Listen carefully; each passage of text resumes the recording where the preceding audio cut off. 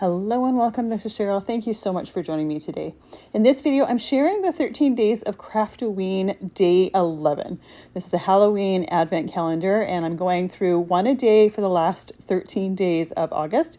Today we are on day 11.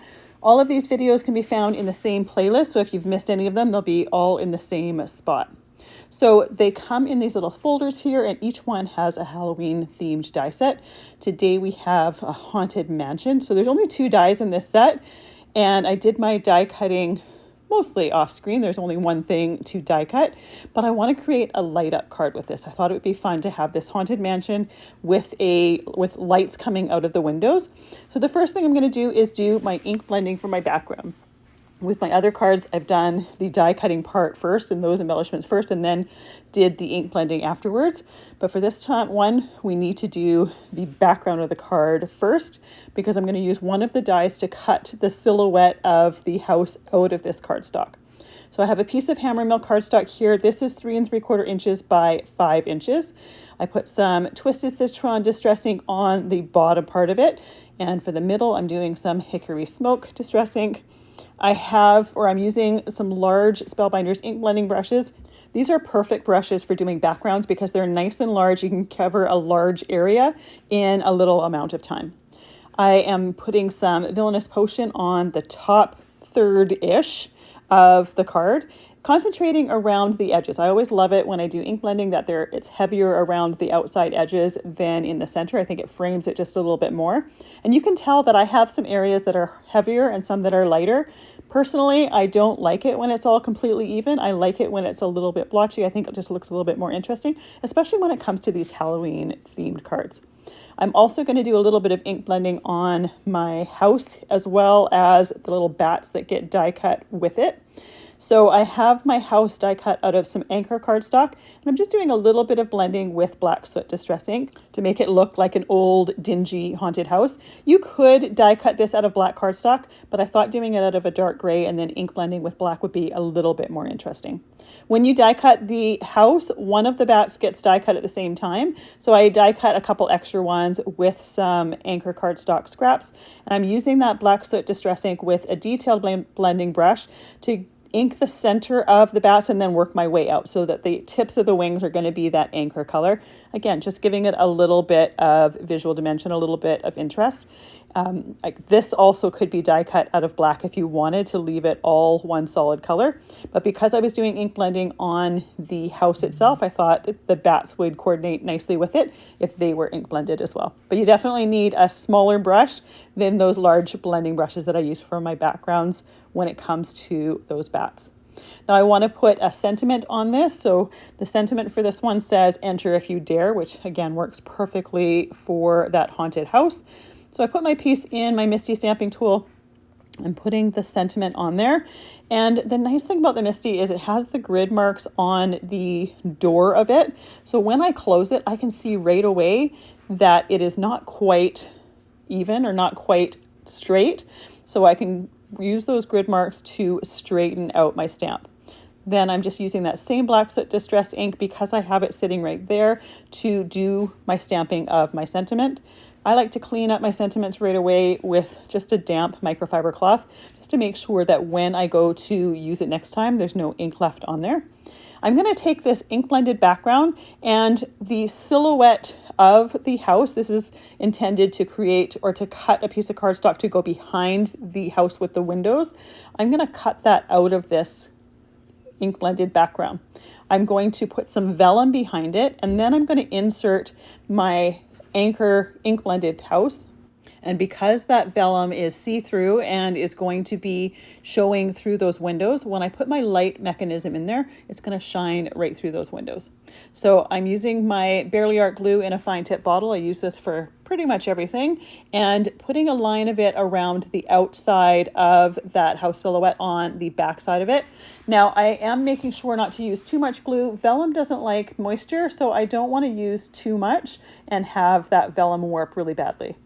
I want the windows to my house to be like a golden yellow color. So I'm taking a Copic marker. This is Y17. Doesn't really matter what color. And I quickly colored that vellum. If you happen to have yellow or gold colored vellum, you could easily use that.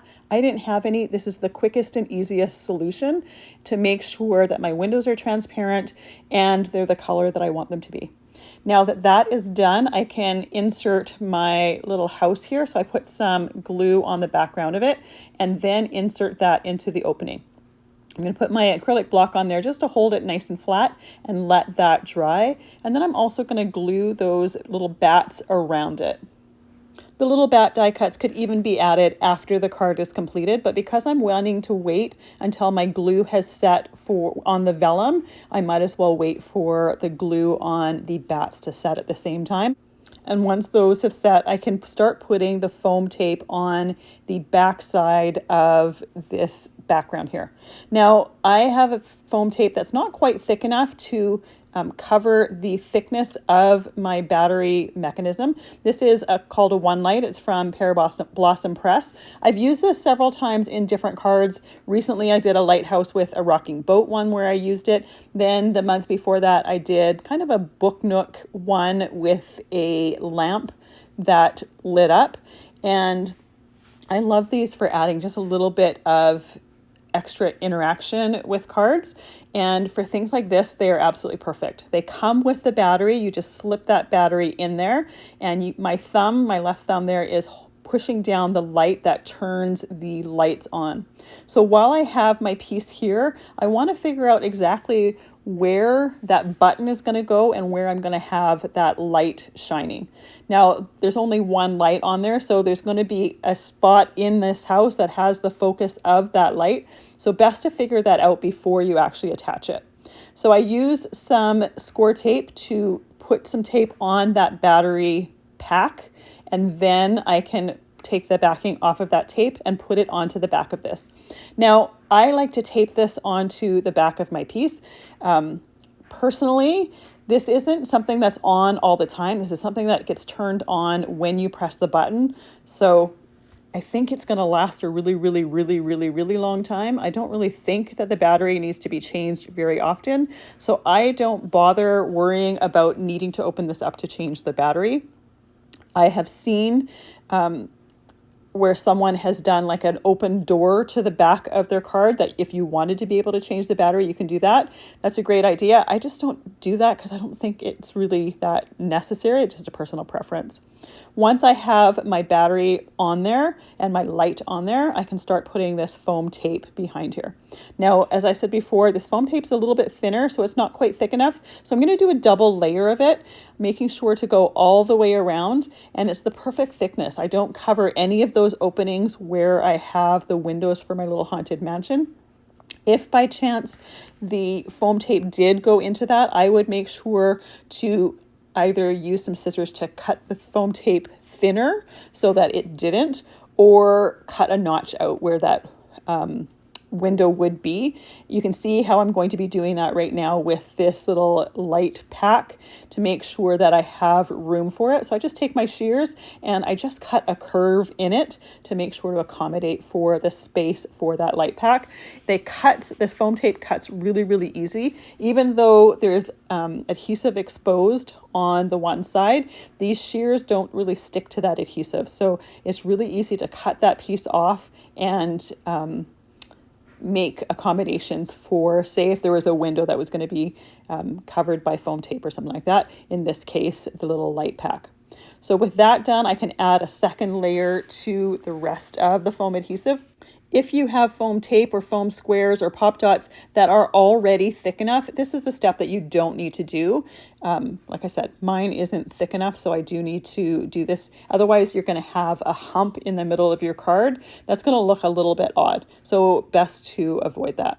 So once I add this last piece of tape, or the last second layer of the tape to this background here, it's going to be ready to add to my card. So you can see how making a light up mechanism is really, really easy with these one lights from Pear Blossom Press. And they have a few different ones to choose from, ones that have multiple lights or single lights or whatnot. So there's a couple different options.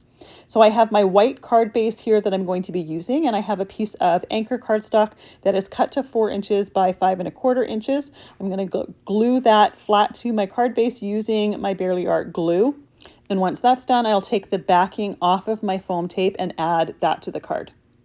So I did the light mechanism in this one. You don't necessarily need to. You could just put yellow cardstock behind it, and I think it would look fantastic as well. I just wanted to add just a little bit of a different interactive element to it, but I do think the light just adds something fun to it.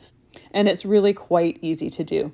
So after putting this piece onto the front of my card, I decide to stamp a sentiment on the inside. I haven't done this with all of the cards. You definitely could do this with all of the Halloween cards. I don't necessarily typically stamp sentiments on the inside of my cards when I'm making them. Usually I will, if I pick a card for a certain thing, then I will pick a stamp for the inside of it. So I bring out that Misti stamping tool once again and put my card in there. Pick out the stamp that I want to put on the inside of the card, and there's several different ones that would work here. There's even just a plain Happy Halloween one that would even work for just a general Halloween stamp. Then close the door to make it attached to the door of my Misti, and I'm going to use some Villainous Potion Distress ink. I like using the Misti, especially for sentiments, simply because you can stamp it multiple times and make sure that you get a nice, crisp, clean stamping. Sometimes it stamps right that first time. The sentiment on the front of my card worked perfectly the first time. Sometimes it needs 2, 3, and sometimes even 4 times to get it nice and clear. Sometimes there's just one part of the stamp that doesn't really want to take ink or doesn't really want to stamp, is a little bit stubborn. So by using the Misti, I know that I can stamp in exactly the same spot, and I don't have to reposition anything or try to line anything up. It makes it super, super easy. So here is the finished card, a very, very simple card at first glance, and then you press that one bat and it lights up the light. And I would put a little post-it or something, a little note on the inside of the card, letting the recipient know that if they press that bat, something will happen, because it would be a shame for such a cool element to be missed. Thank you so much for joining me today for the 13 Days of Craftoween Day 11. I'll be back tomorrow to share Day 12.